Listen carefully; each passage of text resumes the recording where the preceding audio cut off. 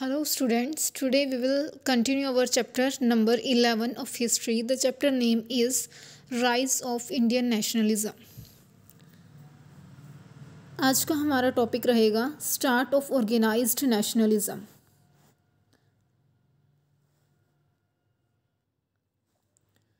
Start of organized nationalism, Indian National Congress. इसमें हम ये देखेंगे कि इंडियन नेशनल कांग्रेस कैसे बनी थी और उसने इंडिया के डिफरेंट पार्ट से लीडर्स को कैसे अपने साथ मिलाया. इंडियन नेशनल कांग्रेस बनी थी क्योंकि इंडिया को ऑल इंडिया एसोसिएशन की नीड फील हुई और सुरेंद्र नाथ बनर्जी ने इंडियन नेशनल कांग्रेस को बनाने के लिए फर्स्ट स्टेप आगे लिया अपना, और इन्होंने एक कोलकाता में कॉन्फ्रेंस रखी, मीटिंग बुलाई 1883 में, और उसके बाद 2 साल बाद 1885 में दोबारा से एक मीटिंग बुलाई गई. और जब इस मीटिंग की, इस कॉन्फ्रेंस की कोलकाता में प्रिपरेशंस हो रही थी, तो उस टाइम पे एलन ऑक्टेवियन ह्यूम, जो रिटायर्ड ब्रिटिश ऑफिशियल थे, इन्होंने भी एक मीटिंग ऑर्गेनाइज की बॉम्बे में, और ये पहला स्टेप था पॉलिटिकल ऑर्गेनाइजेशन को बनाने की तरफ.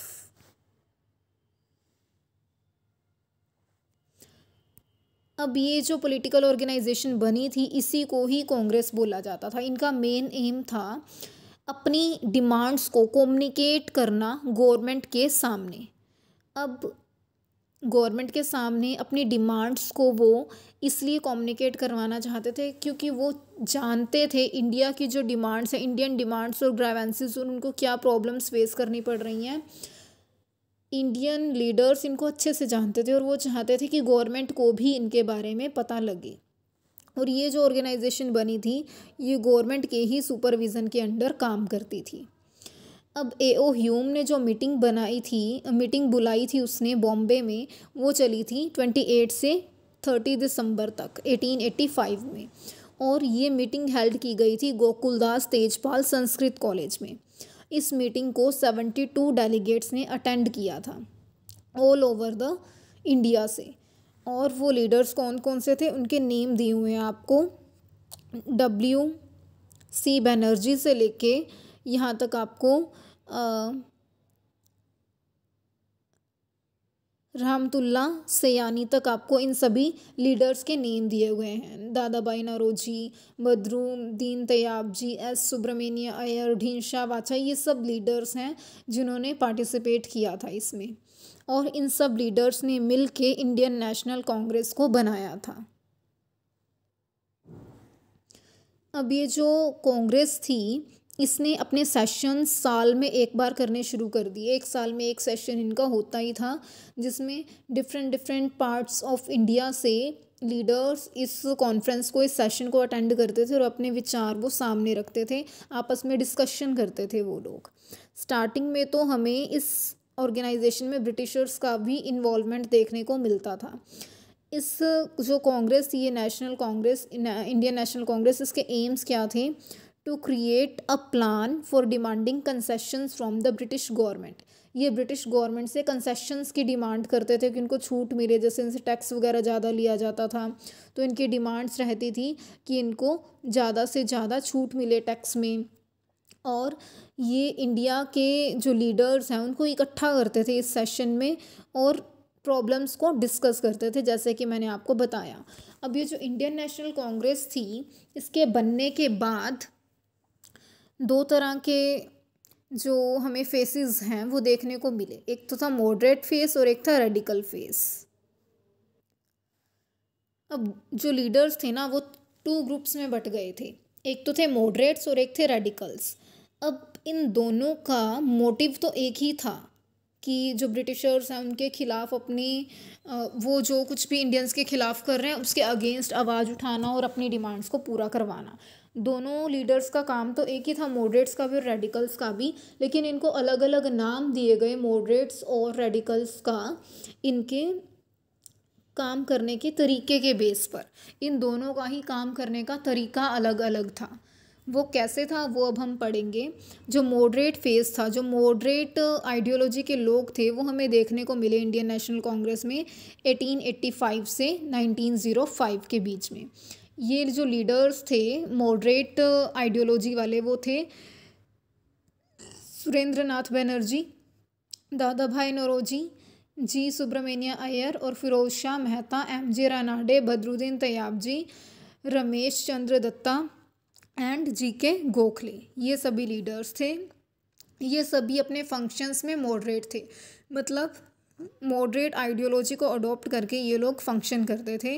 और ये लोग बिलीव करते थे कॉन्स्टिट्यूशनल मेथड्स में, मतलब ये लोग बिलीव करते थे कि जैसे जैसे कॉन्स्टिट्यूशन में लिखा गया है वैसे वैसे ही हो, एज़ पर कॉन्स्टिट्यूशन ही सब कुछ हो, उसमें जो राइट्स लिखे गए हैं वो इंडियंस को मिले। ये सब इनकी डिमांड्स थी।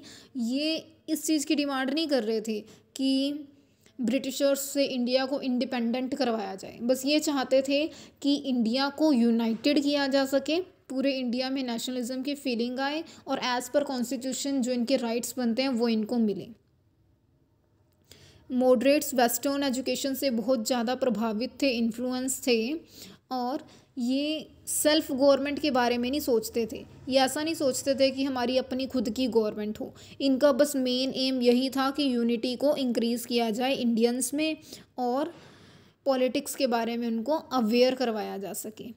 उसके बाद है डिमांड्स ऑफ द मॉडरेट्स। ये जो मॉडरेट्स थे ये क्या क्या डिमांड कर रहे थे, अभी मैंने आपको थोड़ा ओवरव्यू दिया, इसमें हम डिटेल में पढ़ेंगे कि इनकी क्या क्या डिमांड्स थी। तो फर्स्ट है, वो डिमांड कर रहे थे फ्रीडम ऑफ स्पीच की एंड एक्सप्रेशन की। अब हमारे कॉन्स्टिट्यूशन में लिखा गया है ना कि सभी के पास फंडामेंटल राइट है फ्रीडम ऑफ स्पीच का एंड एक्सप्रेशन का, कि हर पर्सन जो भी उसके मन के विचार हैं वो किसी दूसरे के सामने रख सकता है। और इसके एक तो ये इनकी डिमांड थी और दूसरी इनकी डिमांड थी कि जो सिविल सर्विसेज हैं, गवर्नमेंट जॉब्स हैं, उनके एग्ज़ाम्स इंडियंस भी दे सकें और वो भी अच्छी पोस्ट पर जॉब कर सकें। उसके बाद है, ये लोग चाहते थे कि इलेक्टेड रिप्रेजेंटेटिव्स, मतलब इनको भी इलेक्शंस लड़ने का अधिकार दिया जा सके, ये भी उसमें खड़े हो सके इलेक्शंस में। और इसके अलावा ये चाहते थे लैंड रेवेन्यू को कम किया जा सके। लैंड रेवेन्यू होता है कि लगान दिया जाता है, जो पहले क्या होता था, ब्रिटिशर्स लगान लेते थे इंडिया के लोगों से, इंडिया के फार्मर्स से, तो इसको कम किया जाए, ये लोग ये चाहते थे। और इसके अलावा ये चाहते थे कि जो कल्टीवेटर्स हैं, जो कल्टीवेशन करते हैं, खेती करते हैं, और फॉरेस्ट डिवेलर्स हैं, जो फॉरेस्ट में रहते हैं, ट्राइबल लोग जो रहते थे, इन सबको प्रोटेक्शन प्रोवाइड करवाई जा सके। और ब्रिटिशर्स मिलिट्री में बहुत ज़्यादा खर्चा करते थे, तो ये लोग चाहते थे कि मिलिट्री में भी एक्सपेंडिचर को कम से कम किया जा सके। उसके बाद है, वो चाहते थे कि इरिगेशन पे खर्चा ज़्यादा किया जाए और एजुकेशन पे और कंस्ट्रक्टिव वर्क पे ज़्यादा से ज़्यादा खर्चा किया जाए। उसके बाद है, वो चाहते थे कि आर्म्स एक्ट में भी अमेंडमेंट की जाए। अमेंडमेंट का मतलब होता है चेंजेस करना। आर्म्स एक्ट में क्या था, मैंने आपको बताया था प्रीवियस वीडियो लेक्चर में। आर्म्स एक्ट में इंडियंस को वेपन्स रखने से मना किया जाता था, उनको हथियार रखने नहीं दिए जाते थे। तो वो लोग चाहते थे कि इसमें भी अमेंडमेंट की जाए, चेंज किया जाए। वो गवर्नमेंट की इकोनॉमिक पॉलिसीज़ में चेंज चाहते थे ताकि इंडिया की इंडस्ट्रीज़ भी ग्रो कर सकें। जो ब्रिटिशर्स थे वो क्या करते थे, यहाँ से रॉ मटेरियल ले जाते थे और उस रॉ मटेरियल का यूज़ करके वो ब्रिटेन में अपनी इंडस्ट्रीज़ में सामान बना के दोबारा से फिर यहीं पर आके उसको महंगे रेट्स में बेचते थे, तो जिससे कि इंडिया का सामान बिक नहीं पाता था और इंडियन इंडस्ट्रीज़ डिक्लाइन होती जा रही थी, वो डिस्ट्रॉय होती जा रही थी। मॉडरेट्स चाहते थे कि वेलफेयर प्रोग्राम्स भी ब्रिटिशर्स ज़्यादा से ज़्यादा चलाएं। अब जो मॉडरेट्स थे वो अनेबल मतलब अयोग्य थे, वो ब्रिटिश गवर्नमेंट का ध्यान अपनी तरफ अट्रैक्ट नहीं कर पाए और वो किसी भी तरह की कंसेशन नहीं, वो किसी भी तरह की जो कंसेशन है, छूट है, वो प्राप्त नहीं कर पाए ब्रिटिशर्स से। और जो दूसरे लोग थे वो इनके मेथड्स से, क्योंकि अब इन्होंने जो भी मेथड्स अपनाए उससे फ़ायदा तो कुछ हुआ नहीं, ब्रिटिशर्स ने इनकी तरफ ध्यान भी नहीं दिया और ना ही इनकी किसी डिमांड को माना, तो इसलिए जो बाकी लोग थे वो इनसे डिससेटिस्फाइड हो गए इनके मेथड्स से कि जो ये मेथड्स अपना रहे हैं। और तभी क्या हुआ, जो दूसरे लोग थे उन्होंने अपना रेडिकल फेस, वो अपनी रेडिकल आइडियोलॉजी लेके आए 1905 से 1918 में। अब 20th सेंचुरी के जो स्टार्टिंग ईयर्स थे उसमें ये वाला ग्रुप आया था नया सामने, जिसके जो मेन लीडर्स हैं वो लाला लाजपत राय, बाल गंगाधर तिलक और बिपिन चंद्र पाल, ये तीनों रहे थे। और इनको जाना जाता है, इनका जो फेमस नाम है तीनों को लाल बाल पाल के नाम से इनको जाना जाता है।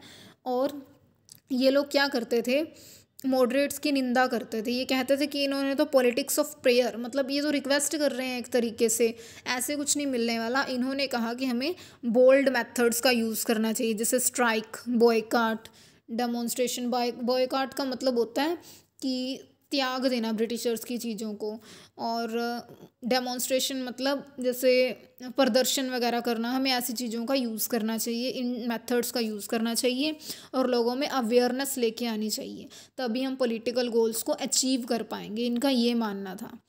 बाद में इस ग्रुप ने स्वराज की भी डिमांड करनी स्टार्ट कर दी। स्वराज का क्या मतलब होता है, स्व मीन्स अपना, राज मीन्स आपको पता है ये रूल।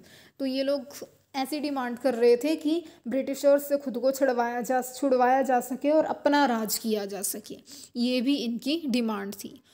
उसके बाद है attitude of British towards the Congress. Britishers का कैसा एटीट्यूड रहा था टूवर्ड्स द कांग्रेस, कांग्रेस के खिलाफ या कांग्रेस की तरफ उसका कैसा एटीट्यूड रहा था, ये अब हम पढ़ेंगे। अब देखो, स्टार्टिंग में तो ब्रिटिशर्स का एटीट्यूड फेवरेबल रहा था इंडियन नेशनल कांग्रेस के लिए, लेकिन धीरे धीरे उसको पता लगने लग गया कि ये लोग तो इसके थ्रू, इंडियन नेशनल कांग्रेस के थ्रू बहुत ज़्यादा यूनाइटेड होते जा रहे हैं, और इस तरीके से तो ये हमसे छूट जाएंगे, इंडिपेंडेंस ले लेंगे और हमें यहाँ से भगा देंगे। तो फिर इसलिए जो ब्रिटिशर्स थे वो इंडियन नेशनल कांग्रेस के खिलाफ हो गए थे। नेक्स्ट टॉपिक है पार्टीशन ऑफ बंगाल। जब बंगाल का पार्टीशन हुआ था 1905 में, उस टाइम पे वायसराय थे कर्जन, इन्होंने बंगाल का पार्टीशन करवाया था। और इनका पार्टीशन करवाने के पीछे मेन मकसद ये था कि बंगाल बहुत ही बड़ा प्रोविंस था, प्रोविंस हम स्टेट को बोलते थे उस टाइम पे, बंगाल बहुत ही बड़ा प्रोविंस था। इसमें उड़ीसा के कुछ पार्ट्स भी आते थे, बिहार का कुछ हिस्सा भी आता था, तो इतने लार्ज एरिया को एडमिनिस्टर करना इनके लिए मुश्किल हो गया था ब्रिटिशर्स के लिए, इसलिए इन्होंने इसको 2 पार्ट्स में बांट दिया। बंगाल से ईस्ट बंगाल को अलग कर दिया और उसको असम के साथ मिला दिया। इन्हें ऐसा करना चाहिए था वैसे तो कि जो नॉन बंगालीज़ हैं उनको उसमें से अलग कर देते, पर इन्होंने ऐसा नहीं किया, ताकि जो बंगाली पॉलिटिशियंस हैं उसको उनका वो सपोर्ट ले सके, उनको इन्फ्लुएंस कर सकें। और उन्होंने बल्कि क्या किया कि जो ईस्ट बंगाल है उसमें ज़्यादातर मुस्लिम लोग रहते थे, मुस्लिम्स को अलग कर दिया, हिंदूज़ को अलग कर दिया। इन्होंने ऐसा किया ताकि हिंदू और जो मुसलमान हैं वो डिसयूनिटी आ जाए, उसमें वो लोग एक दूसरे से अलग हो जाएं, वो कभी इकट्ठे ना हो जाएं, इसलिए उन्होंने ऐसा किया था। पर ऐसा कुछ भी नहीं हुआ, इनमें डिसयूनिटी नहीं आई, बल्कि इससे क्या हुआ, जो मॉडरेट लोग थे और रेडिकल थे दोनों मिल गए। पहले दोनों की आइडियोलॉजी अलग थी ना, अब इस मुद्दे पे दोनों सेम हो गए, उनकी आइडियोलॉजी मिल गई, वो लोग इकट्ठे हो गए, क्योंकि दोनों ही मॉडरेट्स और रेडिकल दोनों ही आइडियोलॉजी के लोग ये नहीं चाहते थे कि बंगाल का पार्टीशन हो। तो प्रोटेस्ट करने के लिए और कई नए नए मेथड्स यूज़ किए जाने लग गए। 16 अक्टूबर 1905 को वो दिन आया जब पार्टीशन हुआ। उस दिन कोई भी बिज़नेस ट्रांजैक्शन, कोई भी व्यापार से रिलेटेड कोई भी गतिविधि नहीं की गई, और इस दिन को एक तरह से ऐसे मनाया जाने लग गया कि दुख भरे उसमें जैसे मौन व्रत नहीं धारण कर लेते कि जब किसी की डेथ हो जाती है तो हम करते हैं ना, थोड़ा रियलाइज़ करते हैं, अफसोस करते हैं, उस तरीके से इस डे को मनाया जाने लग गया।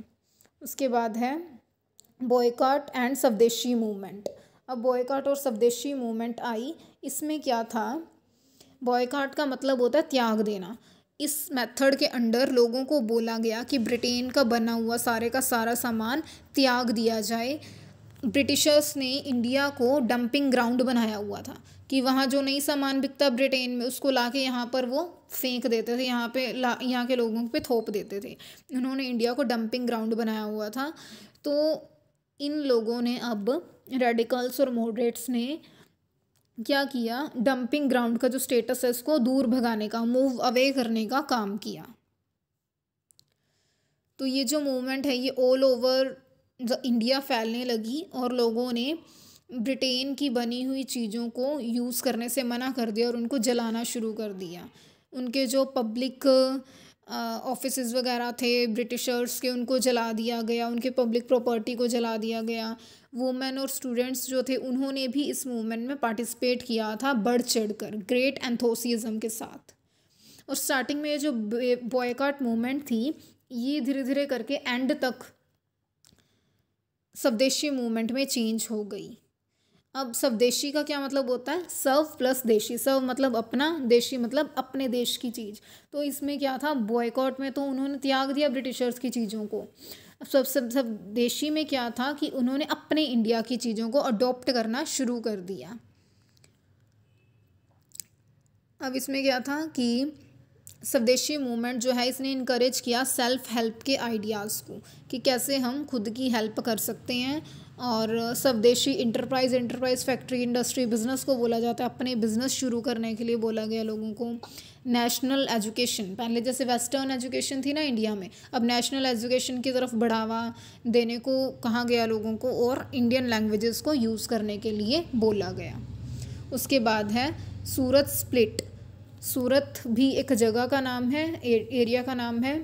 और स्प्लिट मतलब इसको सूरत स्प्लिट के नाम से क्यों जाना जाता है, मतलब यहाँ पे सूरत स्प्लिट वर्ड क्यों यूज़ किया गया, क्योंकि जब सूरत में कॉन्फ्रेंस हुई थी ना तो उस टाइम पे क्या था, सूरत में कांग्रेस का सेशन हुआ था एक, वहाँ पे मॉडरेट्स और जो रेडिकल्स थे वो दोनों एक दूसरे से फिर अलग हो गए थे।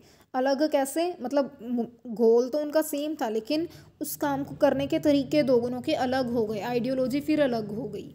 अब इस बॉयकॉट और स्वदेशी मूवमेंट के दौरान जब बंगाल का पार्टीशन हुआ तो उस टाइम पे दोनों मिल गए थे ना, अब फिर दोनों अलग हो गए थे।